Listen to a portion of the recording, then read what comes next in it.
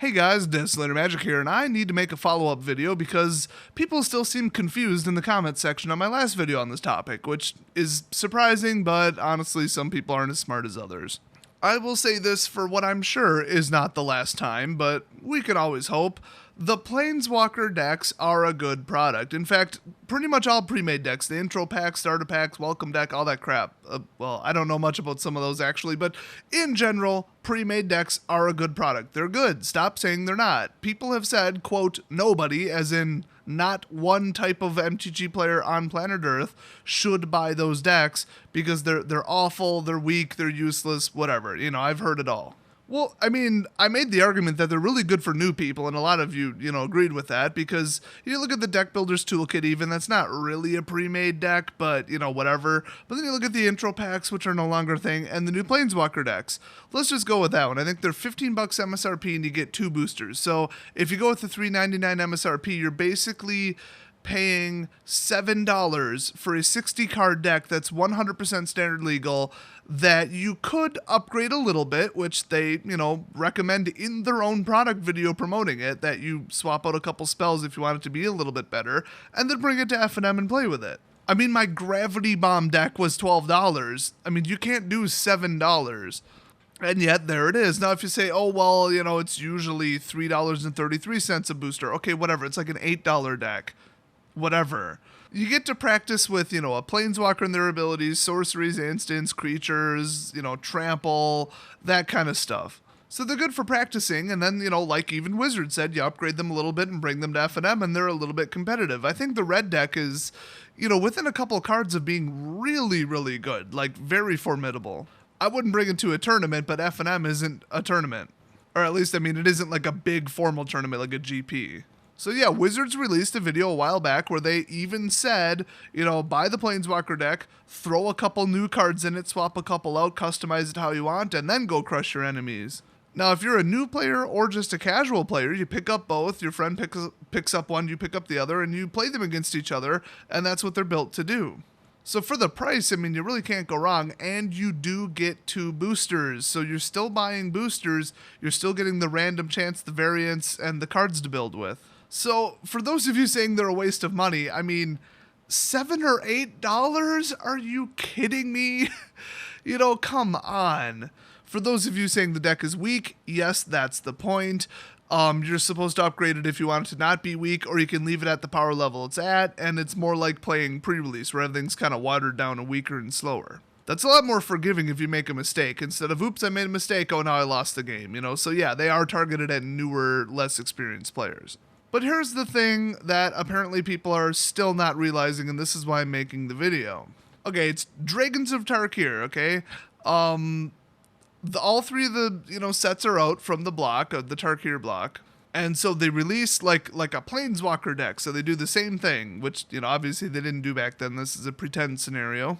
It's Jeskai, straight up Jeskai. Ascendancy, I don't remember what was all in there, like blue control and red-white token dump, just something insane. And the Ascendancy card is nuts. So they just build like this baller version of Jeskai.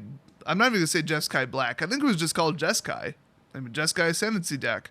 That deck was tier 1. It was that, Esper, and the other homeboys, and all 3 of those just dominated. I saw a removal heavy version of Jeskai Black. That was pretty good too, but we'll just call it Jeskai. So for $14.99, you get 8 fetch lands, you get a couple shock lands, you maybe get an Evolving Wilds in there. You get everything you need to clear up the whole 3-color thing. Then you get a full play set of Ascendancy, you get a full play set of like Secure the Waste, or I honestly do not remember what was in that deck at all.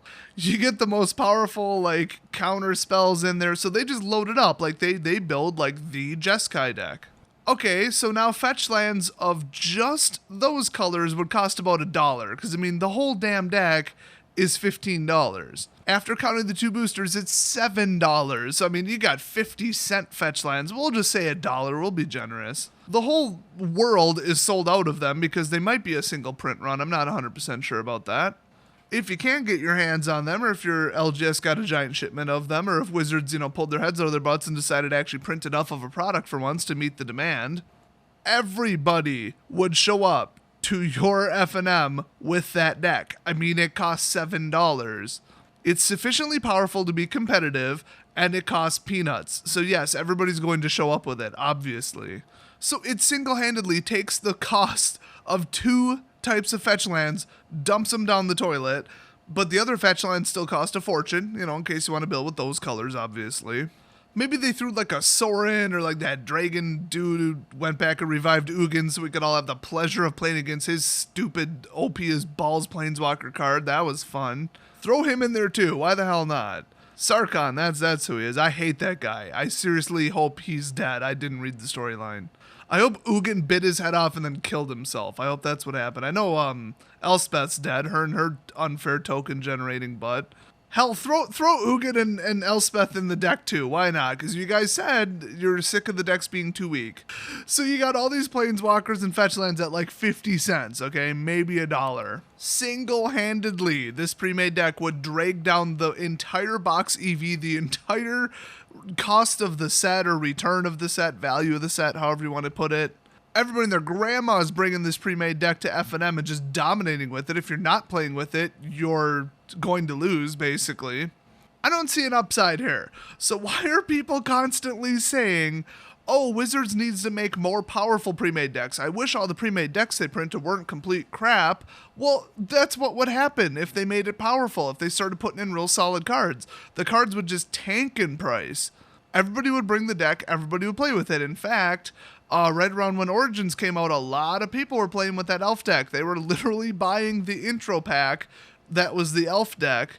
I think it was green-black. Then they'd throw like a whip in there and then go to FNM with it and win. Elves were a top deck for about 5 minutes, but still, they were considered the most powerful deck at FNM for like one Friday, like the Friday of the release. And yeah, all the stores sold out of just that one color and then couldn't sell the rest.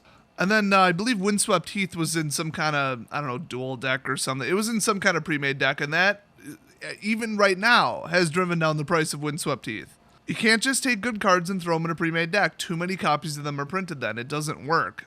So 3 major reasons that Wizards should not make these powerful. Plus, I mean, if they're targeted at new players or more casual players, they do what they do. They already serve the purpose that Wizards stated. If you consider yourself an exceptional player, then don't buy them. Simple. But don't go around telling people that they shouldn't buy them. Nobody should buy them. They're terrible. They're weak. They're useless. They're pointless. You wish they weren't even a product. I've heard it all. No, they do exactly what they do for exactly the price they should and exactly what Wizards intended them to, and they're perfect at it. They teach people how to play the game for cheap, and they give them a full deck to play with. So seriously, stop saying that the pre-made decks are bad. Pre-made decks are good. They aren't powerful, but they're overall quite good in general. Hopefully this is the last time I have to explain that, but I feel like it isn't because people just, they're very narrow-minded. They're very like, ooh, net deck and win. I've been playing Standard forever. I've been pretending I'm at the Pro Tour every FNM, and then they forget that, you know, new people are a thing, and they forget to kind of have like an open mind about stuff. I really can't stand those people, but hopefully they watch this video and now get what I'm talking about. Oh, and if anybody still leaves comments saying, nope, the pre-made decks are all crap, they shouldn't be a thing, nobody should buy them, I'll just ban you from my channel because I do not tolerate spreading misinformation in the comment section. That said, I'll see you guys next video.